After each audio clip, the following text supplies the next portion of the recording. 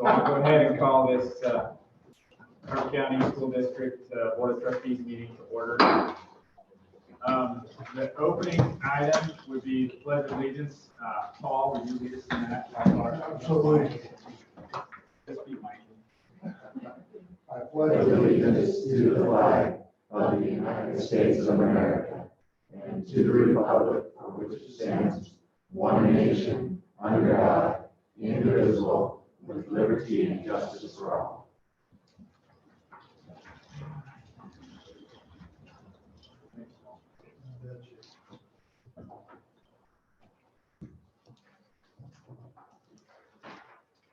All right, item 2. Mr. Chair, I move that we approve the agenda as amended. Second. It's been moved and seconded to approve the agenda as amended. All in favor, say aye. Aye.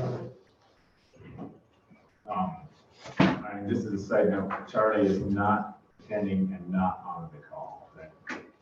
Everybody else is here.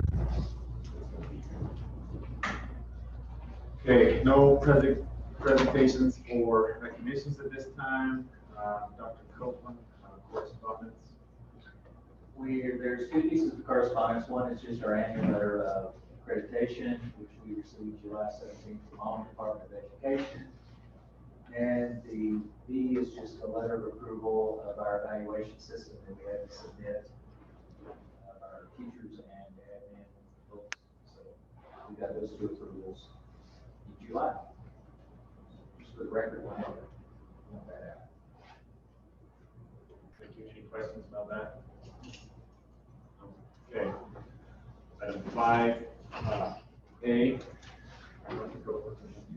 We got a letter of resignation for Brittany Parker, July 17th also. So this is just accepting that resignation as counselor of the northern schools. Mr. Chairman, I move that we accept the resignation from Brittany Parmeter, effective immediately. Second. It's been moved and seconded to approve or accept the resignation of Brittany Parmeter, effective immediately. All those in favor, say aye.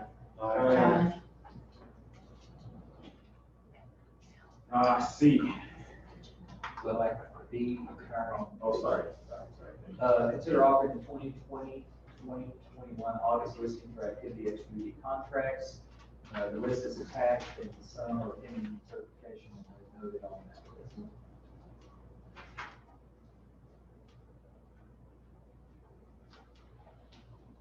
Mr. Chair, I move that we offer the August listing for the 2020-2021 extra duty or activity extra duty contracts. Second. It's been moved and seconded to offer the August listings for the extra duty contracts.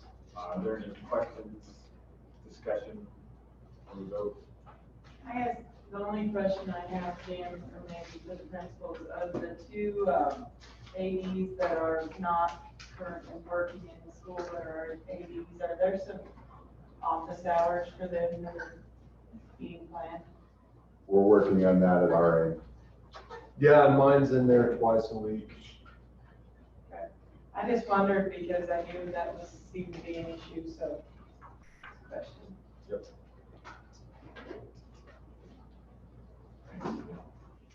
Any other questions, comments, concerns? Okay, all in favor, say aye. Aye. Opposed? All right, now item C.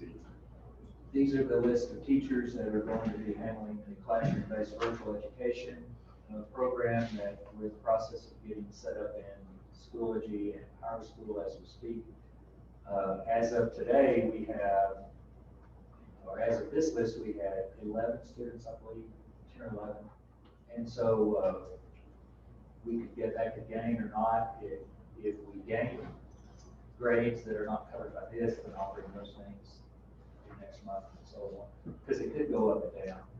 The elementary teachers, we did end up needing to add the PE, the music, and art, which we had not thought of. So we're actually paying them by section, just like the secondary students, or secondary teachers. And this money is coming out of the CARES fund. The total as of this list is about 40, so it's about a teacher without benefits is what it comes to so far. I think we may have another second grader added, I heard today, I'm not totally sure about that. Yes. So, you know, we may be adding to this, or some may choose to come to school at some point this semester. So, just asking you to officially approve these contracts, they're extra duty contracts. Did they start school today like the rest of the kids? They are checking out their devices. Stephen is meeting with parents in Hammond tomorrow night, Hannah Wednesday night, Saratoga Thursday night, just to kind of go into detail and explain more kind of how it's going to work, the mechanics of it. But yes, officially they started today. Those 11. I think it was 11.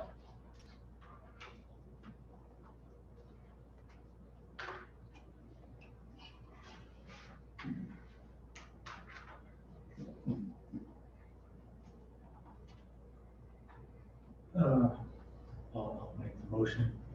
I make a motion that we offer the 2021 CBVE teacher extra duty contracts as listed.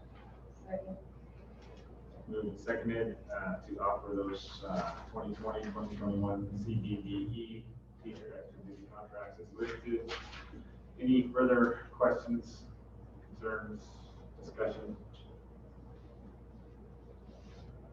All those in favor say aye. Aye. I abstain. Anybody opposed?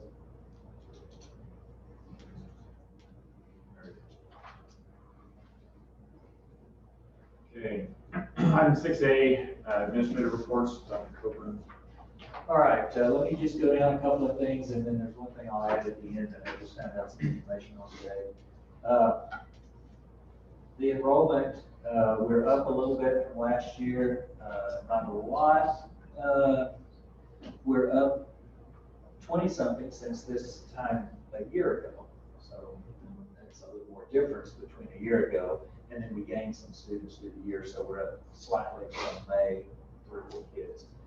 The biggest issue that basically Darren and JD and I have discussed and informed the board just through email. Our 5th grade class was always kind of, around that 25 limit, and then I say limit, 25 number, and the last few weeks it got as high, I think at one time at 29, and now it's at 27. That is a large class. That is also, a new teacher to the district and a new teacher in general. There is a para in that class, but due to those factors and also just the factor of spacing, you get to the point where spacing is harder and harder. They're a little flexible on that, but that's probably the class that they're closest together in just because of the number. So bottom line, there's 2 real options that we discussed, just that we could see. One is if we could find another teacher, we could split the class and find a room. And then the other one is, of course, we've talked about this in the past and have not done it, but we have talked about 6th grade going to high school, and then you can use the 6th grade class to a 5th grade section, and Mrs. Long would teach that section, and then they would just be compartmentalized in Saratoga Middle High School. That would be the more disruptive option. So, I'm happy to hear comments from the board or Darren, since he might have thought more about it, and I'm sure he's looked at options as far as finding it. Finding a teacher this time of year is just a little more difficult to find one, but we did post it just to see, and I haven't literally had a chance to look, but I think he has looked. And so, after he has observed one day, I'm happy to hear his comments. So I guess, as of right now, I think my first option, the 27 kids, it is a small classroom. I think any other, community that we would that you may live in, 27 kids in a classroom may not be, all that different, but we sure like smaller classrooms here. That's one of the reasons why we're here. But my first option, if we're going to need to do something with the elementary, would be to find another fifth grade teacher. That's going to be tough this time of year. Right now we have 3 applicants, and I've looked at them, and we have 3 applicants, and that's, I guess what I'll say. And it's going to be open. We have maybe word that another candidate could apply. I don't know. Dana got word about that just yet, but we do have maybe a day or two to see who else could apply for that. So that my first option would split them. We could keep 6th grade this year at the elementary, but split them and use another classroom that we have at the elementary. We do have room for that. That would be my first choice. If we don't, if I can't find a teacher, then I have heard from some parents that due to some spacing issues and they're going to choose the virtual option if that's the route that we're going to go. It is a new teacher. It's not an easy decision. I think it's one that we're going to be faced for years to come. We're going to have our classes aren't getting smaller, luckily, at Saratoga Elementary, so we're going to have to make decisions for this fifth grade class immediately. But in the long term, are we going to have 6th grade at the middle school? Or are we going to hire, or are we going to get portables for outside of the school? We're going to have to do one or the other because we do have large classes moving ahead. So we're happy to hear input, and we just wanted to kind of bring this to the attention that we're kind of grappling with this. And like I say, if we could, find a teacher, we could make it work this year. I think it is a discussion. It's something that we may need to discuss seriously this year about the future, because that 5th grade is going to move to 6th grade, and that's going to be 2 sections. And there's no smaller classes coming up, really, if you look at the numbers in the elementary grades. And so, we're going to be hitting the size, some space limitation. And so, the long-term solution is either to look at 6th grade going to high school and becoming somewhat departmentalized, or if we're really just feel strongly about keeping 6th grade at elementary, then the option would be to bring some kind of portable situation in, which is also another issue.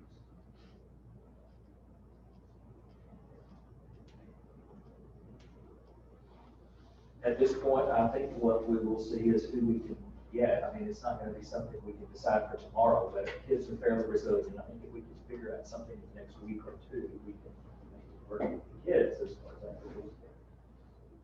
But I'm happy to hear thoughts. Well, the 5th grade teacher that we have, that she's, or I say she because I'm making an assumption. If she's new to the district, is she new to teaching? she is a new teacher, yes. Okay. And they had a short student teaching experience last year too.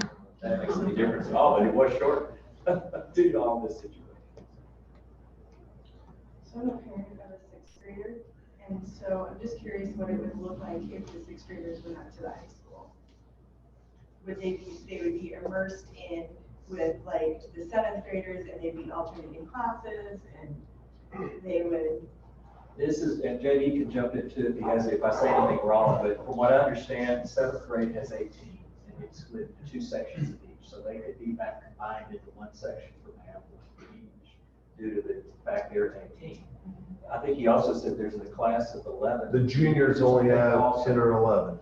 So that would free up teachers to, what we've discussed is having the teachers go to that room down at the end of the hall, and they'd have to obviously go to lunch and eat electives, but the teachers could, like, whoever teaches the math, social studies, and so on. That's just what we've done in preliminary discussions.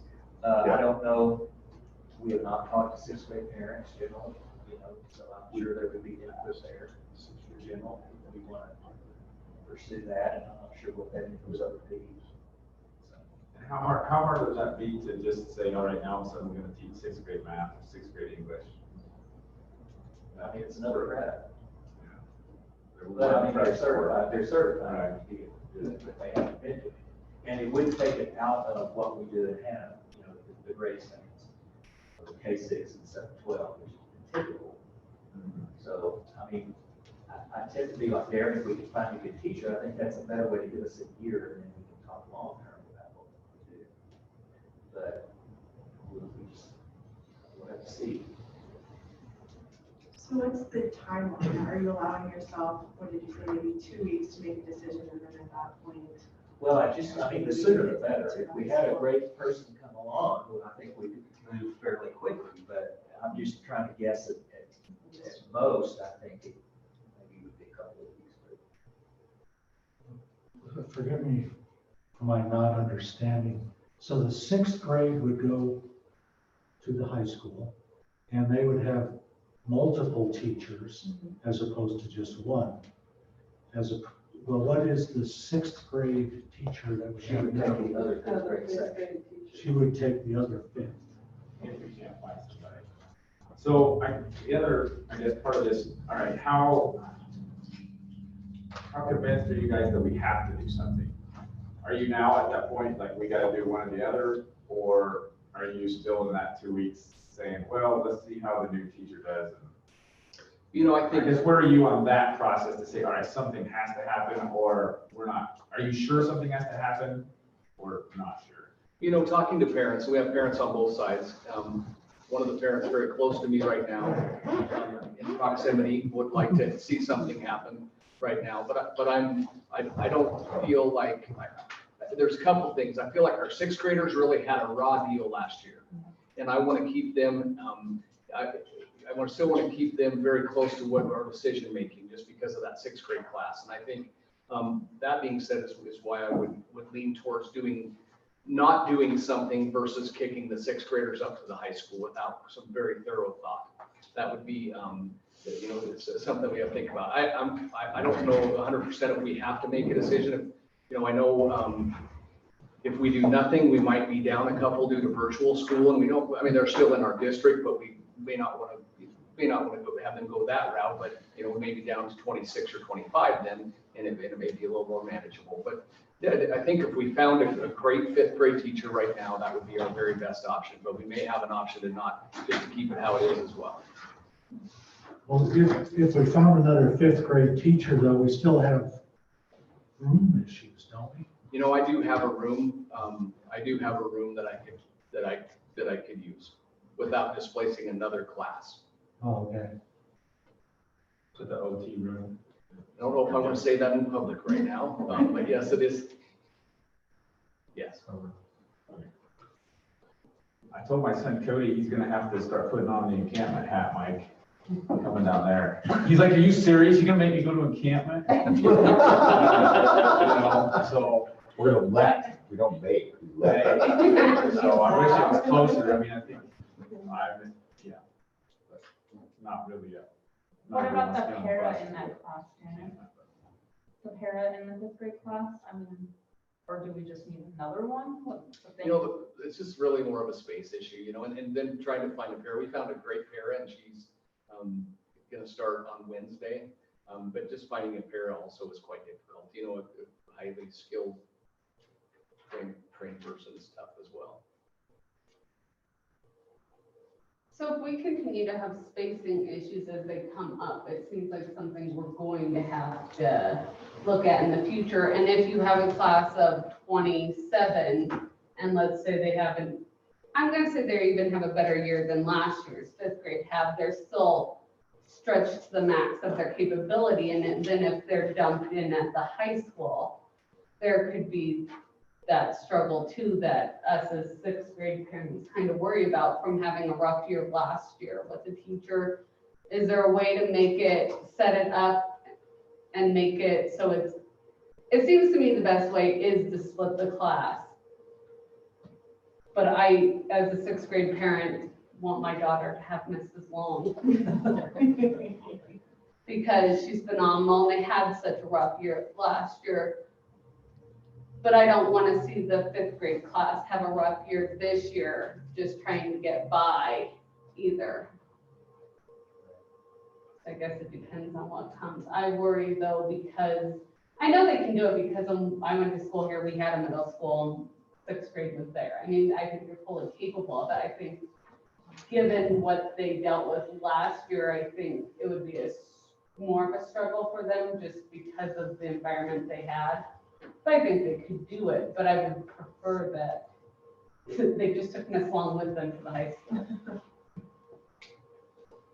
And she's offered to do that. She's very, she's bought into the 6th grade group and said if they go to high school, she's going with them.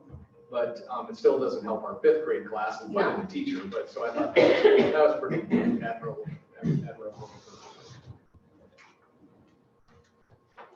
Anybody knows a teacher, get them here.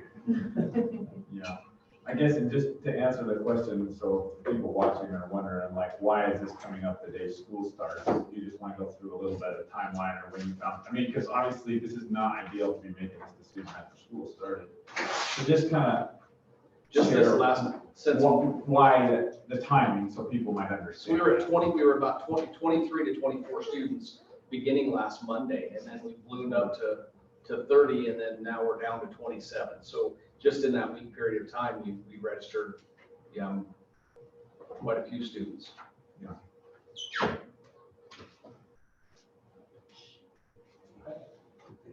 Any other comment on that, or going down all this? So I will keep everybody posted as to who we can find, or if we can find someone. Number two, you probably know this because WSDA, I think, notifies that the regional roundup meetings are canceled.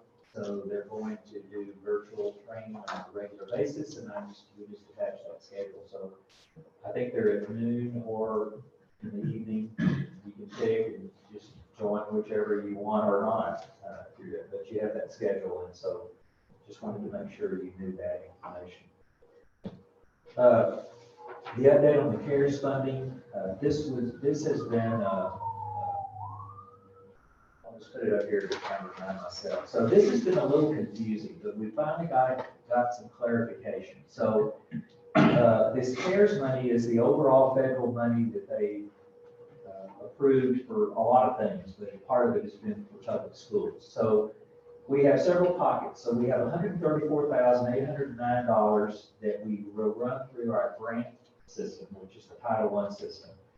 And we can use that for basically any extra expenses that COVID creates. So virtual teacher stipends, extra, anything to do with the virtual option we can take out of here. We can take out supplies that we had to order, like sneeze guards and masks and all kinds of things like that, any extra cleaning stuff. And Christy in the business area has kept a spreadsheet of that. So we can we can get that in there as we create the budget and begin to ask for funding there. Number two is the one I know least about. It's 8,457. I'm assuming it's a little bit like number one. I'm just not sure why it is separated out other than that G stands for governor. So I don't know if that's a governor discretionary kind of thing, but it's still for COVID extra expenses. That's also through the grant management system. So we have to enter a budget, get approval, and then we can start claiming the money, which we will work on next year. Item 3 is called the Governor's Fund. And the total for our district is $225,386, and this can only be used for 3 things: devices, hotspots, and any extra nutrition costs. The nutrition cost is $40,000, so that's the 225 minus 40. That balance is what can be spent on mainly devices. Our plan is to try to go to 1-to-1 down at least through 4th grade. We could probably go a bit lower than that if we thought it would be beneficial educationally. So the only thing that's holding up with us ordering that is that we are trying to decide based on our server trial period. It was going to be last spring, but then it was delayed. So as soon as we figure out which device we're going to go with, based on this trial, to see if it's working well at AGM, which is where the servers have been put in to kind of give a trial, then we'll go forward with that order. So that's specifically for that. In addition, number 4, the state had asked all the districts to come up with a list of things they needed help with. The reason that is a range there is the state basically just estimated a low and a high. So that is what we put in. These are things like fathers. So what the state is doing with item 4 is they're ordering, they've set up an account of some $1 million through Amazon, and they are ordering all of that, and what we just be delivered based on our request back in last spring. And that was all from the spreadsheet. So I just kind of want to give you an idea that we do have some of this funding coming in for COVID expenses, which would be very helpful.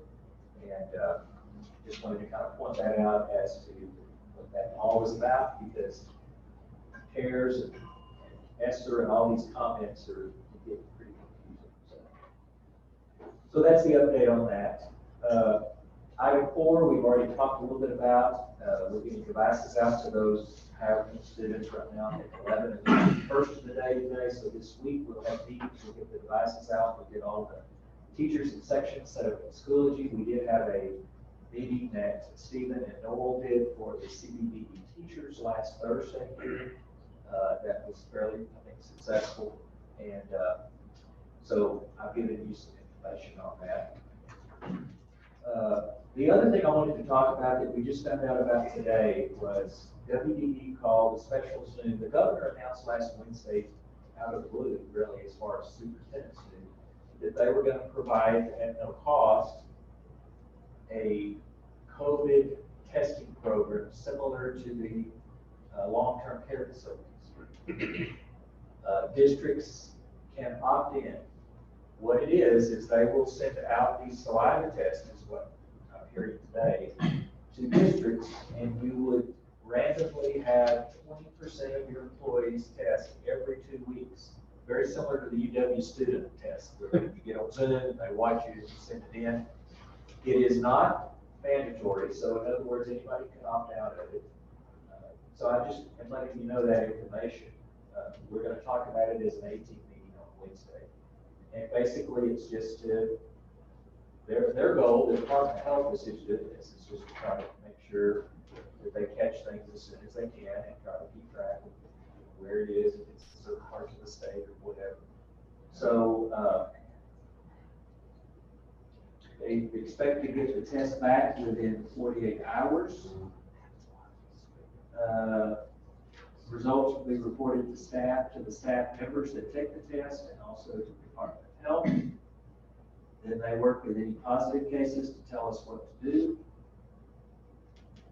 So, and they know their contract tracing. So if you have any input on that as a board member, feel free to email me. We'll talk about it a little bit more at the 18th.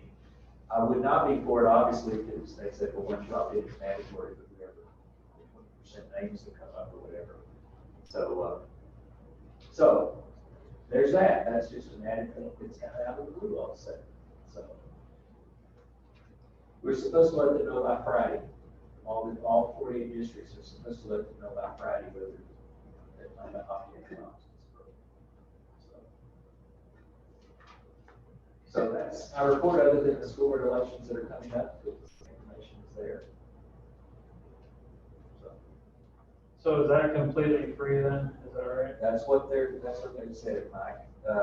The only thing they've said is that they're working with a contract with a lab company that will do these saliva tests. It's very similar, I guess, to the UW students that have to do that. If they go that route, if that contract is finalized, which they think it would be within 2 weeks, then they will send out these saliva collection files, and you get on Zoom, and somebody from the lab, I guess, watches you, and then you send it back to UPS, through UPS to them, and then you get the result in 48 hours. And they did say that if it was with another company they talked to, that it's possible our nurses could be the ones that are the witness or whatever they have to be the witness for. Interesting. So you need to let them know by Friday? That's what they said. They'd like to know which districts are opting in by Friday. So I just, on my end, personally, it's free and it's being offered, it's not mandatory. Why would we want to opt out? I got the opinion just from the Zoom and the chat going on this morning. There were multiple districts that basically already just said, we're opting in, we're opting in. Yeah, there's lots of people paying lots of money to get tested. So, you know, to have that free. It just Okay. seems like a no-brainer to me. Yeah. That's just what I'm. I don't think they were too successful with the UW one, though, were they? When I think They did get their results back within 48 to 72 hours. But I also get the impression that the reason they're going completely online is there were some delays in that. Because now the kids next Monday have to start online. But I'm not sure. They did get, some of the students did get their results back within 2 or 3 days. I'm sure they had some problems or with their collection or something kind of. From just very little discussion, because we just found out information today. So a few items to talk to, indicated they have no problem. Okay. What worries me is if we do have unsubstantiated tests, and they're not really, anybody has COVID, but they come back false positive, and they're gonna shut everything back down, but by the same token, I guess if everybody has it, So can we do all the tests now, like the tests, and they don't have to ram that thing up their nose? It would seem, why would you test some with spit and the rest go to the doctor if you have to get the thing up your nose? I think it depends on the kind of test in the lab you go with. I don't think they would have enough personnel to test 20% of everybody's staff every 2 weeks. If somebody had to do that type of test, swallow.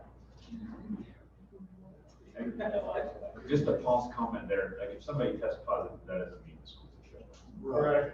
I just want to clarify that. Students will test positive, teachers will test That positive. person would be That isolated. person will be isolated, but according to our plan, that doesn't mean an automatic shutdown. True.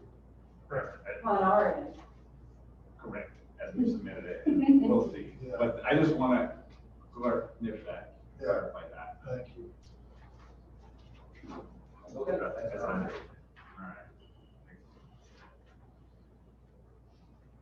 Any other questions for Jim before we move on? I know we don't usually do that, but. Okay, no principal report or special ed, Mr. Manning, looks like you have a report there. Yeah, Mr. Chairman, members of the board, report and tasks as usual. For curriculum, typical curriculum purchases that we have to do at the beginning of the year, typically because of numbers that we're not anticipating. We've made a number of purchases to meet the needs of the classroom-based virtual education teachers that are helping us with that system, including materials for their online services, any new learning materials or learning tools. For example, science is kind of a challenge. Secondary science, we're using online labs to be able to give students those same experiences that aren't in the classrooms, things like that. District assessment system, no updates at this time. For the assessments, we do have our assessment calendar from the state about when YTOP testing and various other testing systems are coming into play this year. I've reached out to an individual who's running training for the YTOP administrative testings for the year to ask specifically about what YTOP is going to look like for individuals who might not be in our buildings, but still learning in our system, the classroom-based virtual education. Have not received an answer other than we don't know yet. So that is pending. We'll get it out as best as possible, but until then, we're just kind of shooting in the dark and seeing what happens. Other work, and there's been a lot of work in the last several weeks since we last met. A lot of trainings. We had new staff training August 3rd through the 6th with the brand new staff members here in the district. Went fairly well. We had some networking issues, unfortunately, that very first week with them. That did impact some of our trainings. Some of our online systems aren't really playing nice with some of the newer staff as well, so we're trying to iron out those bugs. Just some thank yous to the individuals that helped us train new staff as usual. Janice Peterson, Valerie Regali from Encampment, and Corey Lysip They helped us train the new elementary teachers specifically on the ELA and the math programs. And the Beccas, Darcy and Kareem Becca, helped us with the CPI, crisis prevention trainings. And I think all did a very well job as usual for us. We also had some other new staff who actually came in on their own time to meet with the other PLs or meet with the other new staff that weren't directly involved in those elementary trainings, just to give them a chance to get some experience in the PLC group and see where the resources are. First week back of all staff last week, August 10th through 13th, we had a lot of training and events, but they were held at individual schools. So a lot of that was with the principals specifically and what they were doing. We did have some training to kind of get everyone on the same page with Schoology, since we're going to be using that for our classroom-based virtual education system. And that's not just for CPVE, but it's for all teachers to get more resources online to help with our students as we potentially face whatever's coming this year. We also had some in-class training for our elementary staff, some basic level, but to get everyone on board with helping students and interventions as we get into this year and see what possible impacts might have came this spring with school closures. And then we also have this new single sign-in tool called ClassLink that we tried to train teachers on, just to give you an idea for some of the things we were trying to do all together as a staff. So thank you to all those individuals that were involved: Luke Spearing, Diane Noon, Andy Ward, and Chris Stemke, as well as Nanette. Thank you for your involvement with that. And then a lot of the time has just been helping with the reopening plans, helping with helping Mr. Priest as we prepare for the CPVE system and trying to get that rolled out. Also been doing some redesigns on some PLC processes we have in the district, and just some supporting materials for our GCN, our required trainings that we have teachers go through, including suicide prevention. Get that all up and running for the year, as well as the mentoring system.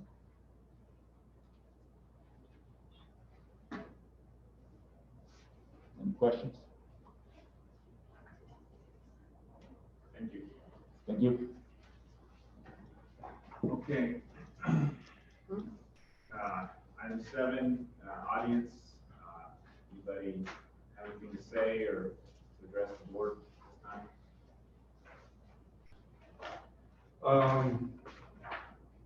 Everyone already knows me, but Josh Wood, and I guess I'm actually going to take this off because this is more of a parent concern. So we obviously all know how fun parenting is in the age of social media, and I just wanted to bring up something that, at least to the board's attention as a parent of some parents of students who, in one of the groups, in one of the community groups I'm a member of, I've got parents, one parent saying they allowed their kids are able to go to school without masks, another parent saying their kids were asked to leave.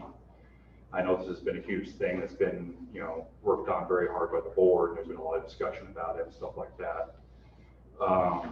And I guess I just wanted to bring it up as a parent, and also, my wife and I being trying to follow the guidelines for the school and stuff like that. And I know that this is all obviously a work in progress. It's only literally the first day of school, but just wanted to, I guess, more bring that to, not so much a question, but more bring it to the board's attention of some of the, I guess, similar to some of the concerns that were raised in here that have now made their way up to certain social media groups among parents and discussion like that. So I know it probably doesn't help a whole lot, but. No, thanks, Josh. Appreciate it. I can speak to it. Yeah. Okay, so today we had 2 parents that I'm aware of. One that I talked to myself became aware that he had brought his kids to school, had brought a note that said he had exemptions based on health and religious reasons. So it caught us a little off guard because we had not heard anything about religious exemptions, to be quite honest. So his kids, went on into their room, stayed in their cohort. So by the time I talked to him, this was probably an hour and a half later, because I had way left in my Zoom session to visit with him. He told me that we told him the requirements for medical documentation. We called it, our district nurse called the county health, Carbon County Public Health. For a medical exemption, a person has to have a medical provider state the condition, the medical condition, the causes are, it's based on asking for exemption. And then we have to give that request to Carbon County Public Health, and they approve that or not. So by the time I talked to him, I explained all of that to him. He said he, of course, was not real happy about it, but he did say that he was going to go get medical documentation. What about his students? I said, well, they're in a room. They're already in the cohort. I said, frankly, they don't have to wear masks a lot during the day. But I said, they'll have to stay in the room. They won't be able to go down the hall or whatever. You know, you can leave them in the room. We were just trying not to make a big public thing about it. And then that's the last that I talked with him. The other individual, I was not aware that there was any effort to get documentation or it was based on any medical anything. And so I told Mr. Erickson that really, you know, she probably needed to come get her kids. So maybe that was inconsistent. I don't know. We were just trying not to be hugely disruptive and yet still work with parents, but yet still basically make it clear. And I told the dad that was going to get the medical documentation, that they would not be allowed to come back tomorrow without the medical documentation, and then it would have to go to the public health, so it would be a process. I offered for him to call public health, and he said he was going to, and that was just the last I talked to him. So, but that's just the update. A couple of things that we're going to bring out there, Josh, which you brought up, and just anybody that might be watching. The school district does not make determination of whether the medical exemption is valid, correct? Correct. County health. Religious exemption. She said that she was not had any knowledge of any medical exemption. We did confirm. But I mean from county health or anybody else, there's no such thing as religious exemption allowed from county health. What's the state allowing at this point? Sure. And just to bring that, I just wanted to bring that comment up since. So. And I would point out that one of the parents involved was involved in every meeting that we had. And was here, and I'm not really sure, you know, but it's not as if the school wasn't trying to inform these people as much as possible, and they were here to inform themselves, so what happened on Facebook's unfortunate, but. Right, like I said, I know the amount of work that was put into this and the amount of interaction that was, that the school board tried to get from stakeholders within the community and stuff like that, which is kind of the primary reason why I had wanted to bring it up.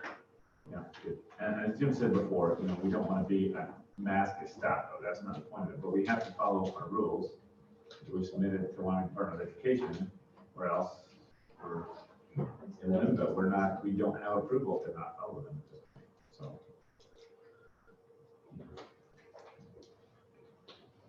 So people may think otherwise, but you know, that's the reality. Don't try to be tricky and out-trick the system. Like, you know, don't forget to bring your mask every day, because, you know, just like common sense. I guess, you know, people that try to be too sneaky are putting the rest of our kids at risk of going to school. The way I look at it. I don't think we realized when we talked about it all, the option that we did get the option to go back to school. A lot of school districts did not even get that option. And they're very sad to all be at home, sitting at home doing school instead of getting the option to come, so. And the people that are at universities that are Yeah. paying a lot to be there and not getting the option to see their teacher face to face.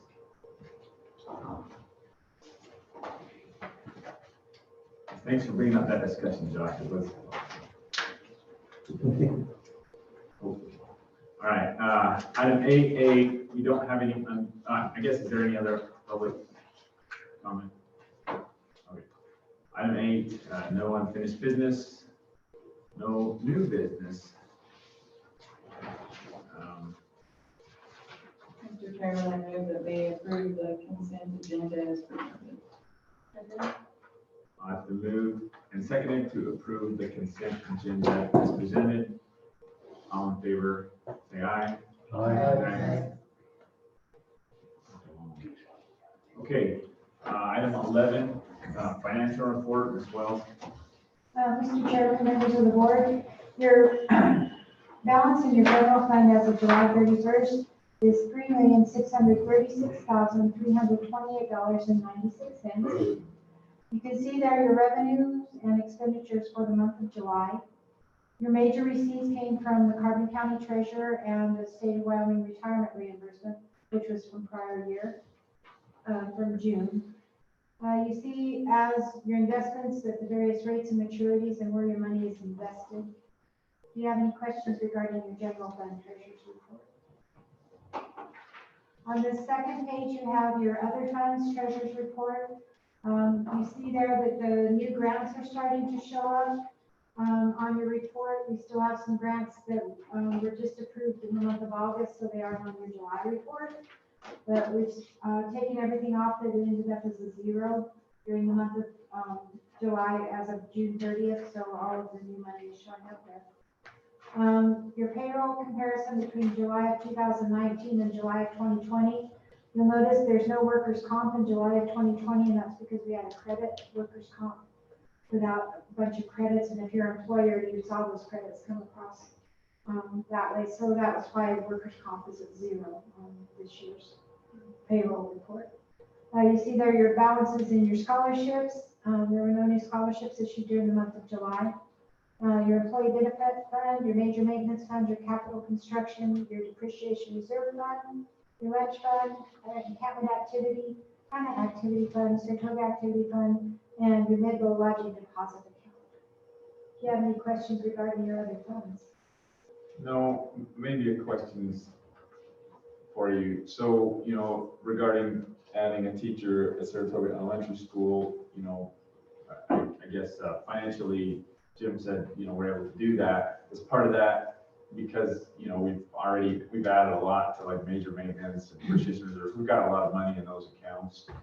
Is that related at all, or we just have room in the general fund to do that? Well, basically what you're looking at is if there's a need, we need to fill it, is my opinion.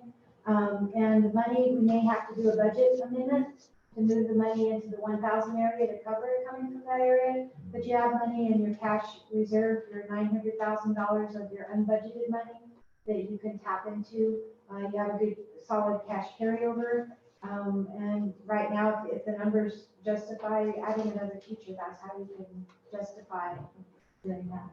Financially, we're solid. We ended up the year solid in the general fund. So we have the ability to be flexible and to add what's needed.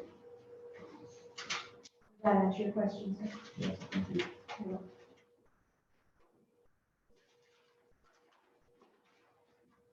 All right, item B, bills. Mr. Chair, the Bills Committee met with Ms. Wells, and she answered all of our questions quite well. And so I move that we approve paying the following bills. General Fund, $167,278.29. Federal Fund, $12,230.07. Major Maintenance, $77,745.50. Hot Lunch Fund, $29,872.87.95. Encampment Activity Account, $5,289.73. Saratoga Schools Activity Account, $9,613.67, for a grand total of $301,445.21. Second. Been moved and seconded to approve the bills in total of $301,445.21. All in favor, say aye. Aye. All right, number 12A, items from the board. This is just a time to review the mission, vision statement, strategic plan, which are on that nice little laminated thing that we have here every month. Just a review, any comments, questions, concerns about that? Not this coming year, but the next year is the year we will review all of this committees and input and so on. Are you doing the DAC still? Yes, when I can get to it. So,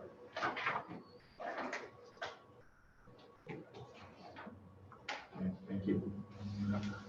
All right, item B, policies, regulations, and exhibits. That's your first one's JED-R about the absence. yeah, there was just some comments that due to all of the COVID and this and that and the other, that we might want to have a little more flexibility in all our notification requirements. So we basically just added, or the prearranged absences approved by the principal, and then it says the following notification process may occur, instead of will, and then the building principal will have broad discretion during extraordinary times to eliminate the notifications. The principal is the only individual the building owner authorized to send notifications, and so you can see the wording there. We just try to give some flexibility during just basically unknown situations. Question, so the first, the strikeout, the attendance recognition, is there a reason to strike that out, or? I'm not sure where that came from. Did that come from me? I don't remember. Honestly, I think it could come from one of my edits. Yeah. From what we had heard, but it might not be, if that's. I think the one or less absence was pretty difficult to figure with some of the excused and not excused and this and that and the other.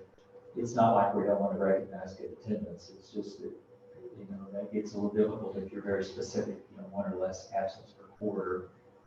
When, well, you said this is excused, but you're counting it against it for this award. I mean, you run into those kind of things. So if Does we it need want, to be on policy, frankly? Yeah. It's more of a And as discretion. you mentioned, that maybe you don't want to incentivize people to come when it kind of sticks.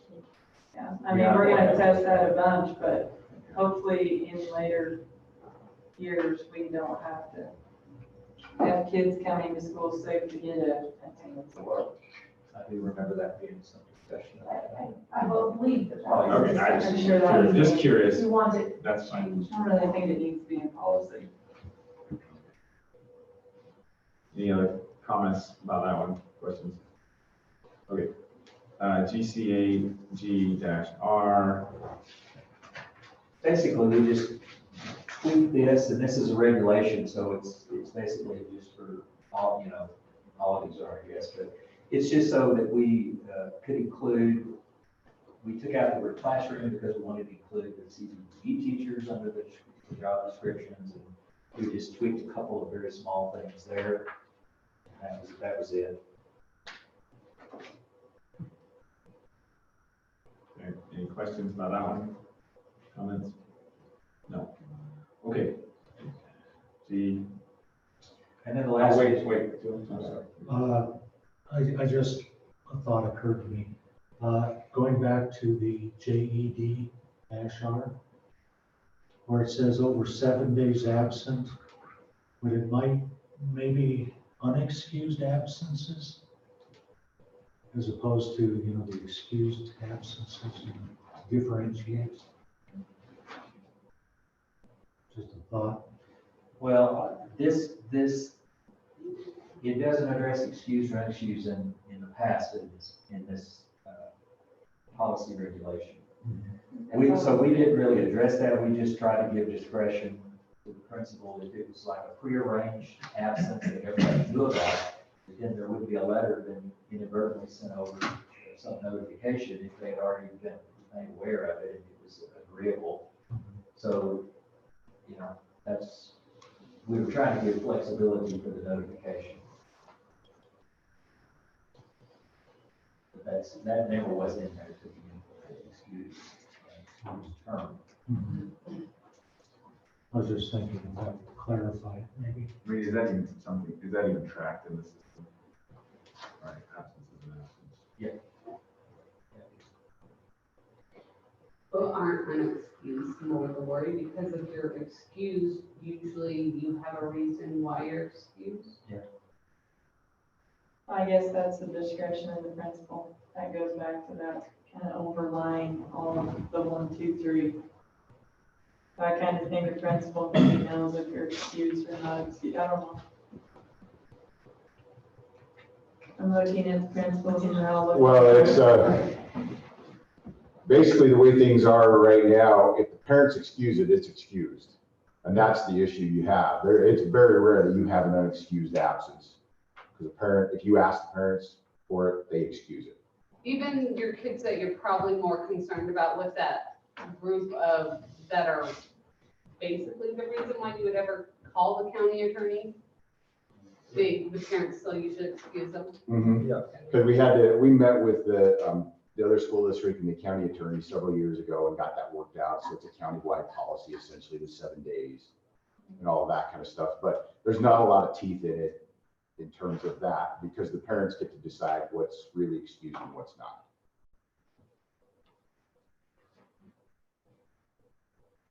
So if that's the case, there's really no reason to feel unexcused. Right. Yeah. Because you rarely have an absence that's unexcused. If it's unexcused, it just means that the parent hasn't got to you yet to tell you about the absence.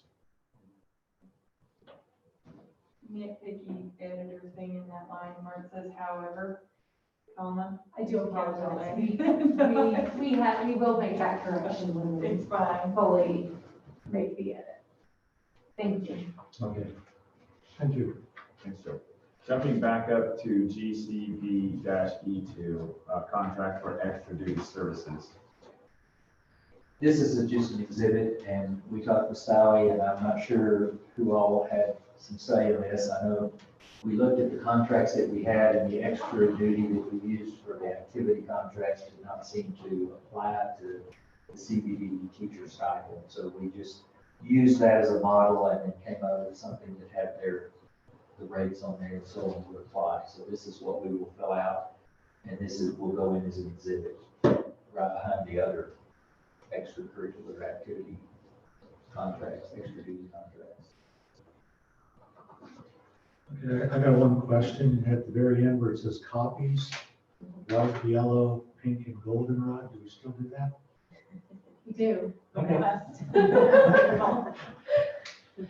It's quite the event making those copies. We still have NCR paper. Yeah, we do. Okay. Still have typewriters? No. Well, we do have typewriters. I don't typewriter. We have typewriters. You know, the punch in, the triple, quadruplicates. Well, you print it 3 times. Or 4 times. Okay. All right, any other questions about that exhibit?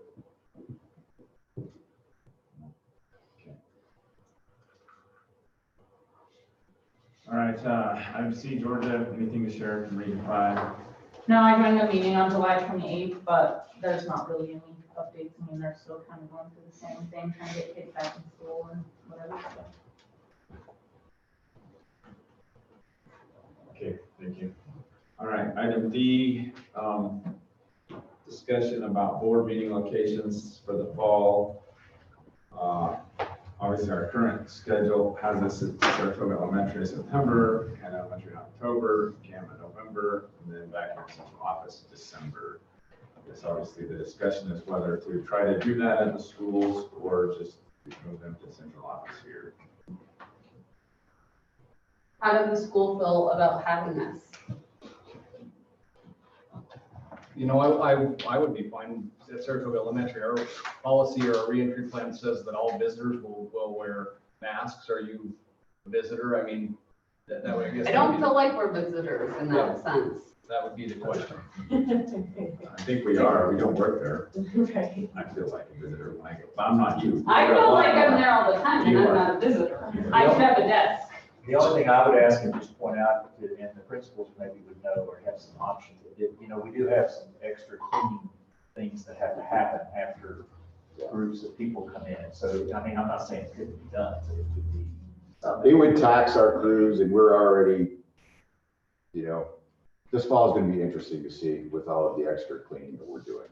So, I mean, just in light of what's going on, I would suggest that you have them here. make it easier for us, but we can do whatever. I think it would be easier on the school side. I like going to all the different schools, too. But in this instance, we're kind of, Does that mean Tammy still has to bring us snacks though, since it was your current? We will provide food and snacks, absolutely.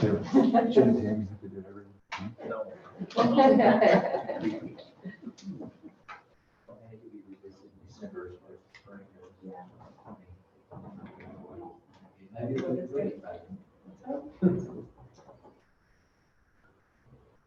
Okay.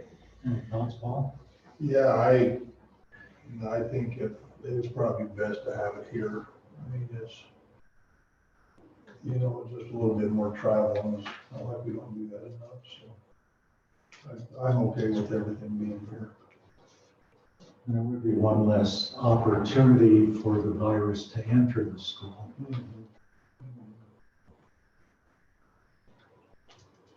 All right, does anybody But feel, other than Karen. I catch everything. I guess, does anybody feel strongly the other way, that we should go to the schools? I mean, I think we all feel like we'd like to, but anybody that wants to speak up for that? There you go. So we did it for the whole month, you could put it under one. Under one notification. Since we're in such a beginning mood, I think we ought to keep making it 6 o'clock every night too. No. I think you're. I'd be with that. Yeah. I wish they were all at work. How about we move it to 2 o'clock every time?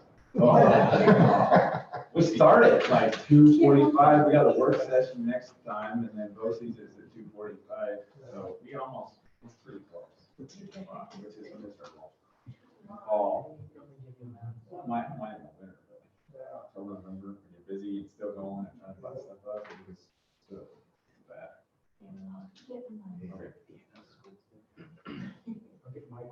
I'm with you, Paul.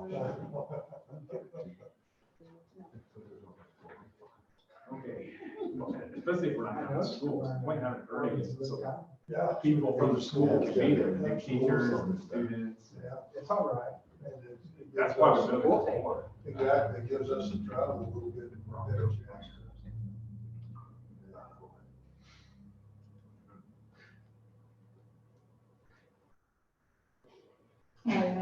Don't look at me, I have 0. I'm not at a job, I'm in the office. I So, like 6. Anybody else have comments about the time? So Georgia much prefers 4. Paul prefers 6. I can do 6. I prefer 6. I don't want to look at George. Is that even an option? or- Yeah, of course it's an option. I can Go make it for work, it. it's fine, it's just have to sit around for an hour after the off work, because I can't go home. Hey, no, you don't have to. You can be on the BOCES. It's only at least 5 votes. Start I at think James 4:45. will do it. All right, anybody else opposed to doing it at 6 o'clock? I guess obviously from you guys, from the principals. Yeah, what do you guys think? If we're down here at 6, it's fine. It's much better for me to use out at 4, because then it's right at the end of the day, all that stuff from school, but we'll make it work whatever the board chooses, so. How does the, like, some of those meetings, if they go, like, if we start at 6, and if they go We won't go 2 or 3 later. hours, we'll have a nap that much later. Could you potentially compromise and do 5? Or is that unheard of? Okay, Mr. Knoll, back there with your smarty We pants. could compromise and do like 5:45.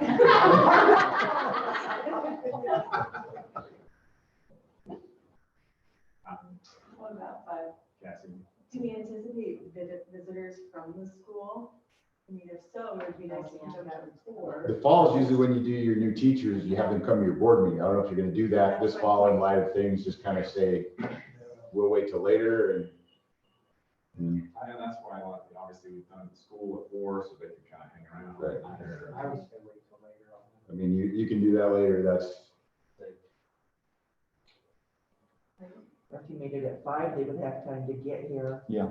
That's a good point. Yeah, Yeah. obviously if we're not at their school, Yeah, exactly. But if they're not coming, then we don't need them to get here. So, but we have that option better. Yeah, that's right.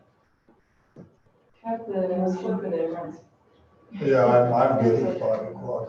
What time do you usually get off work, Jordan? I get on the clock. So like 5:15, 5:30? It's She fine. can be You down can there in do it like by- 2 I seconds. can do whatever, it really.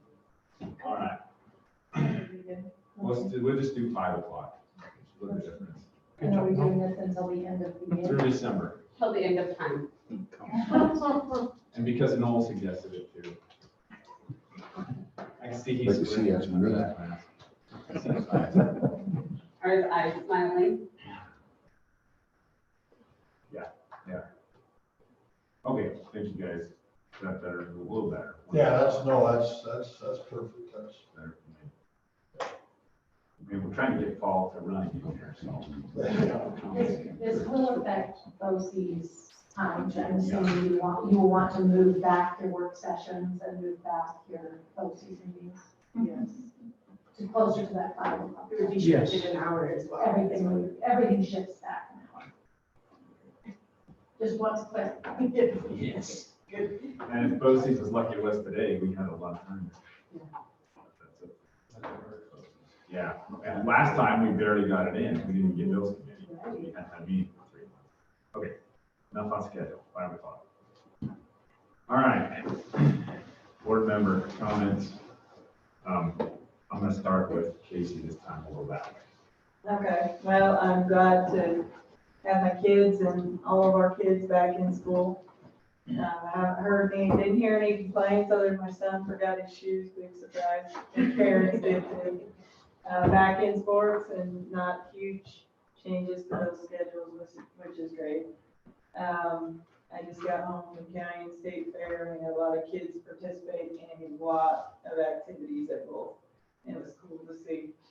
So our district kids are really active, and that's a great thing. So anyway, good luck with the school year all. And I just hope it continues to go and we don't get shut down.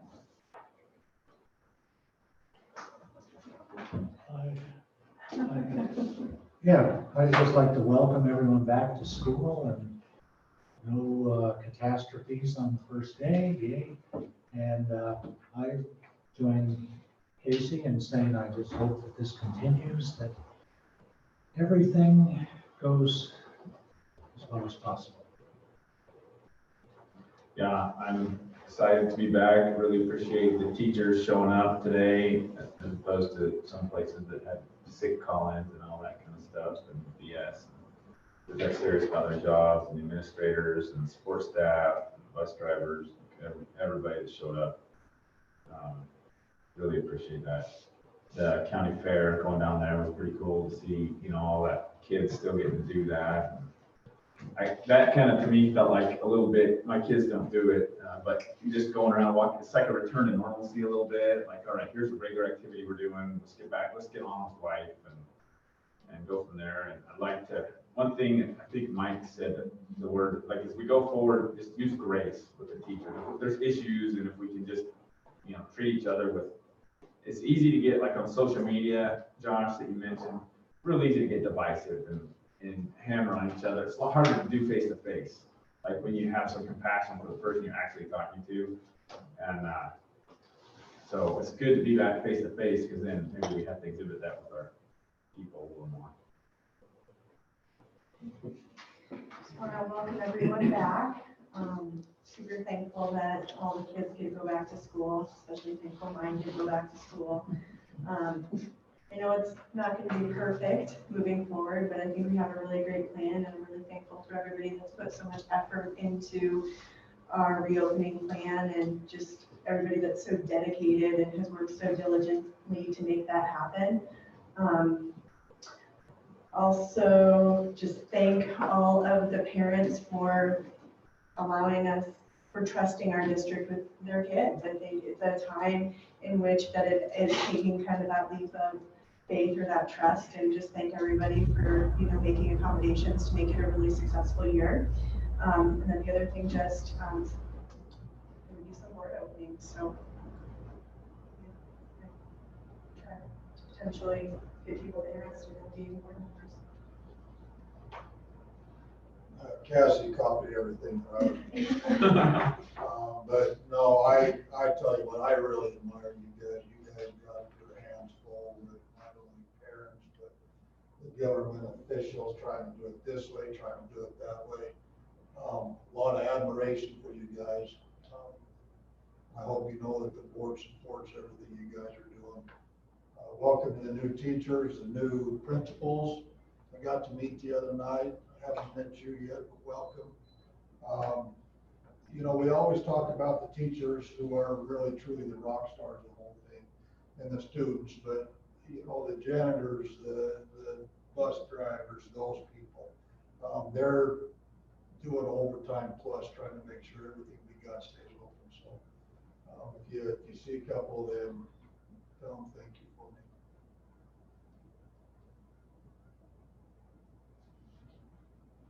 I echo most of what everybody else says. I think that Sweet Things makes it go that way, so I don't talk very much. But I appreciate everything, all the principals, everything you did. Mr. Jennings, we'll see how much we can test you to see if you're gonna go crazy yet with class sizes and everything and the COVID. So thank you guys for everything you do. We know you have our kids' best interests at heart and you take very good care of them. And it makes us feel great that we know we're sending them someplace where they're taken care of. Welcome to everybody that's new, and let's have a fantastic year. Again, echo pretty much everything. It was very nice to go to county fair and state fair and see the normalcy. I mean, you didn't hardly see any masks. So all of our kids are exposed to everything probably. But, no, it was just great. We had great county, not just district, county participation. I mean, and what I saw, they all did awesome. So that was great to see. I commend you guys, being in the schools and the challenges that you face probably with the students and the teachers and the masks and the whatever. I hope everything kind of eventually gets back to somewhat normal, but I'm super glad that we're back in school. All right, yeah, ditto everything everybody said, welcome back everybody. One thing I'd like to mention is congratulations to the high school science teacher up at HEM for the delivery of her 7-pound, 2-ounce baby girl, Ashlyn Jane Boardman. She was delivered on the 12th of July, and so I think I have a newfound appreciation for Mother's Day after about a month of having a kid of our own. And I understand the importance of that a little more now. So I would also like to say thank you to mothers, even though it's not Mother's Day. So just a little announcement to make on my behalf. Although I do feel strongly about the importance of the quality of education here in Hardin County, I feel that there is someone out there who can do a much better job at it than me, or than I. And I'll admit, I was hoping to find my place here on the board, and I felt I could make a difference by leading education in a positive manner and serving as a role model to our students. But given my current situation, I don't feel that this is the right time for me to pursue that journey. I'd like to thank the board for allowing me the opportunity to try and do so. But as of now, I will not be electing to put my name on the ballot for 2020 elections. I know you are in good hands, and CCSD too will continue to strive for excellence. On a more positive note, I'd like to encourage everybody or everyone to continue to be an orange frog and spread positivity and not corona. You know, positivity isn't just putting a smile on your face and throwing bright colors up everywhere. It's also showing support and being there for one another. Don't hide behind your green fog mask. Shows you your orange. You can be you, and you should be you. Don't be the problem, be the difference. Thank you. Thanks, Mike. One thing we didn't really, I guess, talk about is down here on 15D, but we can do this in our board member comments, I guess. Well, but anybody has thoughts, on topics they would like to discuss at the, September work session? September work session. Were we not going over the policies and stuff in our special little areas that we're supposed to do? When I read all of those policies and never Seems did. like so long ago. I think the point of those was to get on the, just the rotation. It wasn't necessarily to have just what we could have worked about that. The point was to bring those policies that we felt had some questions onto the regular agenda and just deal with them. And we just had so many other. And we've just kind of, obviously through the summer and spring, the plan has been to try to minimize the time we're in here. It may not seem like that when you're sitting there, but the reality is we've tried to cut back on some things to make it quicker. So, It was a reading exercise for you, Karen. I got a lot of fun reading. Mike had some concerns, I don't know, about sub stuff, and, I don't know if that's something we want to talk about at that work session potentially, or sub bus driver, dealing with, and I don't know that we could get anything out of that work session, or just bring something, but subs.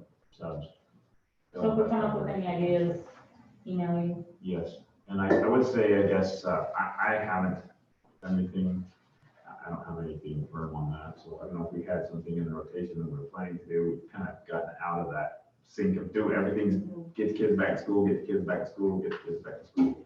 Isn't this the one we usually talk about all the stuff for the fall roundup that they send on to the legislature? That'll be in November.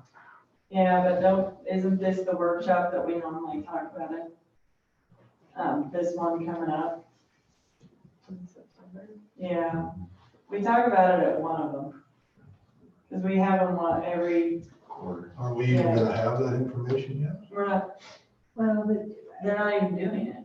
yeah, I think they're brainstorming about topics that you'd like to see, not what. Yeah, no, just stuff we might want to see, so I guess this is what I'd say, is if you have things, try to shoot them to Jim and I, obviously the whole board too, but get them out this week.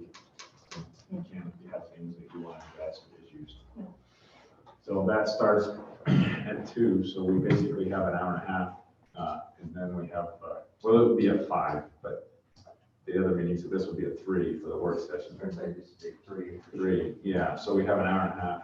And if we feel like, there's nothing we want to talk about outside the regular meeting, we don't have to have it. We're not gonna have a meeting, just have a meeting, so, take people's time out. So if you have things you want to talk about, great. If we don't, that's fine too. We have cut other ones when we didn't feel like it was a topic and didn't want to spend time all together.